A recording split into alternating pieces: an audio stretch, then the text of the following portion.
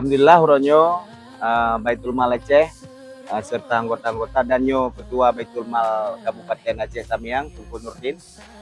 Alhamdulillah abon diarungan kan ya jingu geno bak tempatnyo bak Masjid Nurul Salam ya. Kampung Lubuk Sidup, Kecamatan Sekraah, Aceh Tamiang.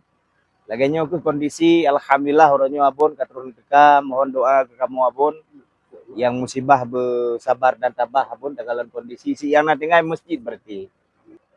Dan roh luar biasa Ketua Baitul Mal Kabupaten kan sabi-sabi lapangan alhamdulillah hanya tempat yang bersejarah mungkin masa bosan karena di sini yang lain mandu mancu yang nanti ngai masjid kayak abon.